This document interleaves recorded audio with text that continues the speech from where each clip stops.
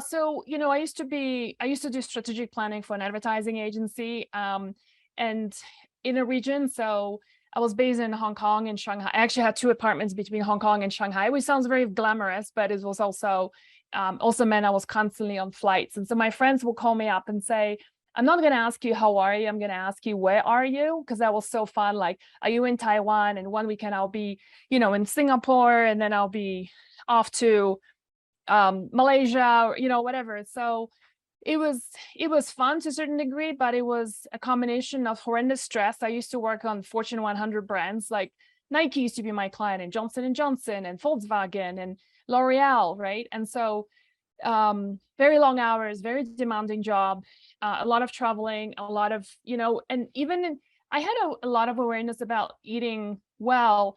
The problem was I wasn't really able to, because of, availability of food on flights, airplanes, and hotel rooms, right? So there was that. But furthermore, like, things I had no control over, and that was probably the most disempowering thing, was like living in China, and I left in 2009, and I think everybody, saw the Olympics, and you kind of get an idea of what was happening, just how polluted China is, and it still is.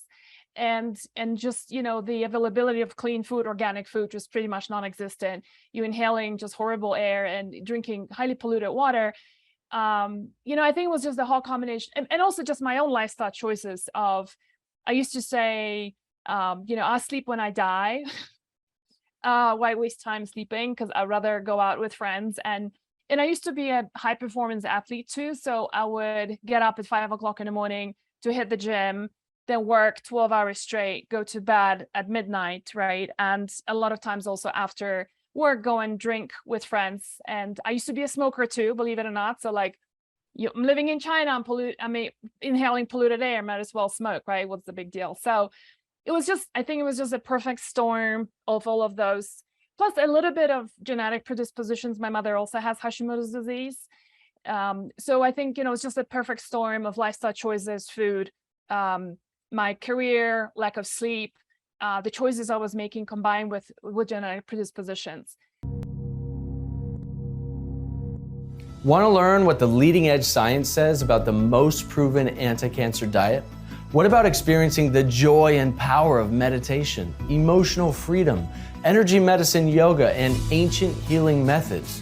Or how about learning from world-leading doctors and health experts what you can do to protect yourself and your family from chronic disease and live a long and healthy life? Imagine if you could learn directly from cancer conquerors how they beat cancer using holistic diet and lifestyle approaches. And imagine understanding why certain supplements work, others don't, and what to look for when choosing effective supplements for health and vitality. And what if every month you could get your most important health questions answered by world-leading integrative and holistic physicians and health experts? Now, it's all possible inside Healing Life. Join the health revolution today at healinglife.net.